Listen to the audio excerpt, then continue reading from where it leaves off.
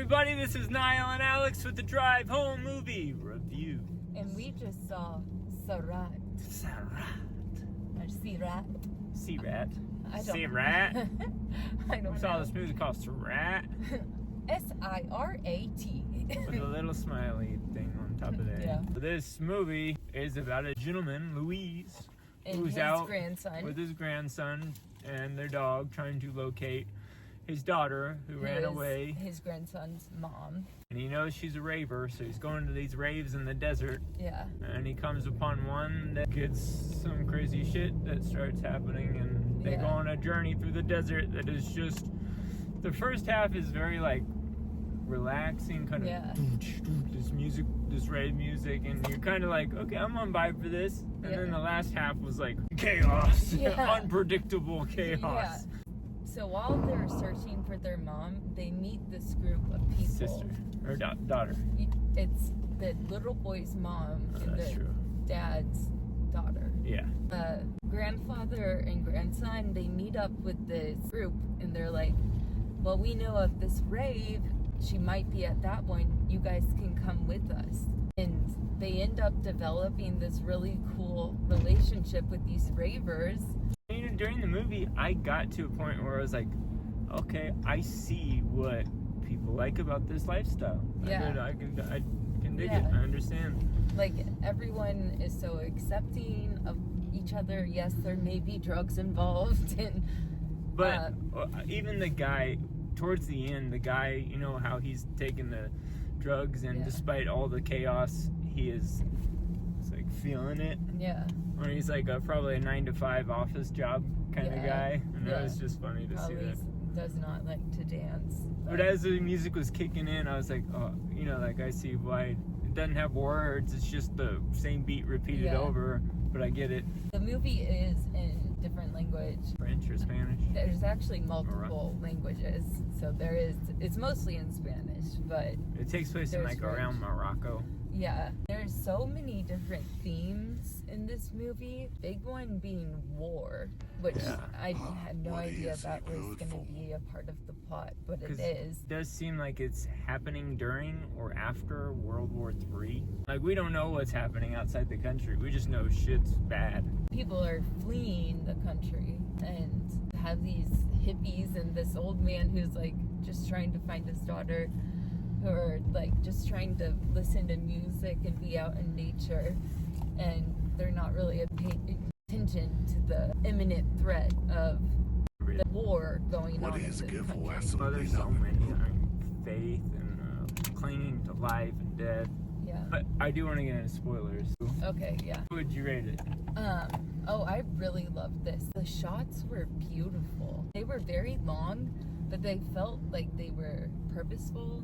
They had intention. Like that scene where they're driving the trucks in the dark across the desert. It feels like you're deep in the water in like a submarine with just these lights lighting up the little ground in front of you. And then you get to see landscape that is stunning to these countries in the Middle East that I'm not familiar with their stunning I'm not beauty. familiar with the desert that much. And like how war can destroy that natural beauty as well. I would give it an 88.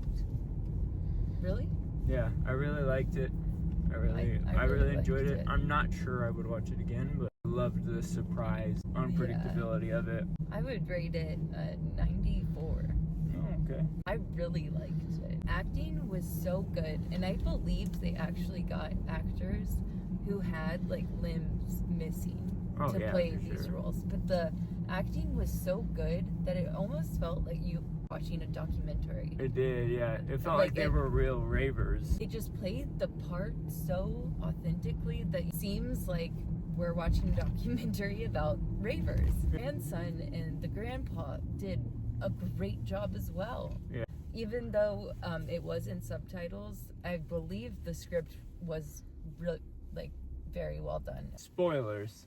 I knew something bad or something consequential was going to happen, but when the boy got in the car with the dog, oh my god, you called it too. He said he's going to hit the emergency brake. Yeah. He did, and then he rolls off and he just rolls flips off. off the fucking cliff, and you hear it. Like, that's how high up they are. Yeah. You hear the car going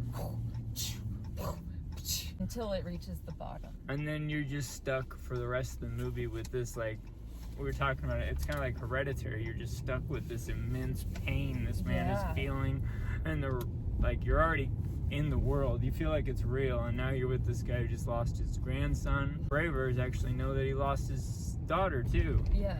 And then he lost his dog and his van. Yeah.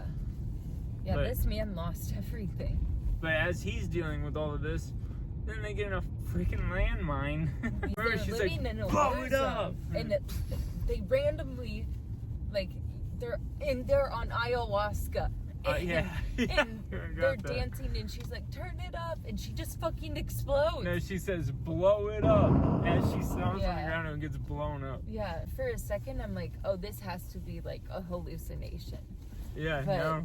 It was very shocking. And then, that's not the end of it. They continue on in this landmine, and there's, like, several scenes, I might say, are the most tense scene I've ever seen a person walking in a straight line. Watching this person walk 80 feet, I'm like, oh god, God. The soundtrack for the movie was very interesting. That rave music. Yeah, like when they were having to walk across the mines. It was like It kind of reminded me, like when he got on the rock and it did that first sound, it made me think of Mario. Like game up or that kind of music doesn't necessarily give you any type of emotion. So like I wasn't feeling immense fear because the soundtrack wasn't scary.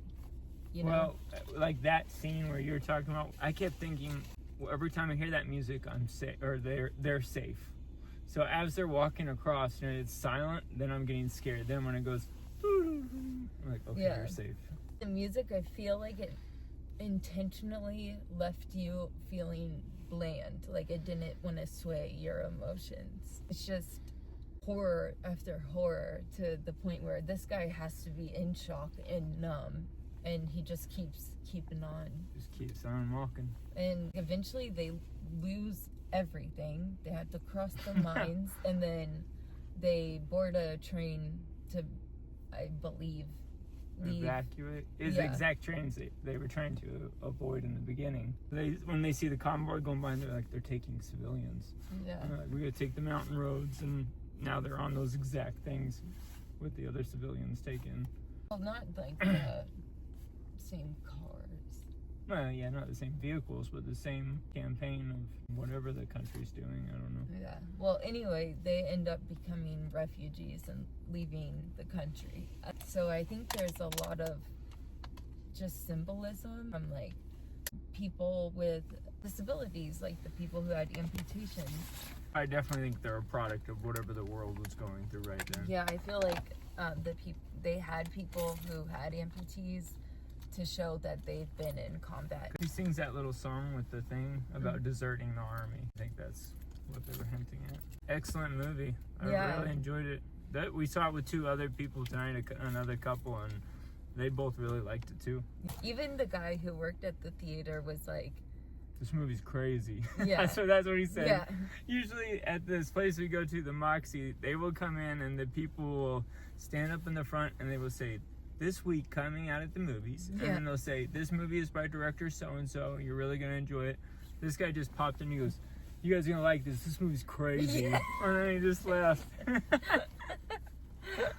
was crazy. It was, he was right. It is a slow burn. Yeah, they'll have you thinking and having your own theories on what's really happening, what the film is trying to say. I'm going to go back and find that first quote, because that's going to really help me decide what some things were about. Yeah, I know it's your walk on a trail as thin as a knife, or as thin as a strand of hair, and something. I think it says something about getting into heaven is a wider gate than the narrow passage of going through hell.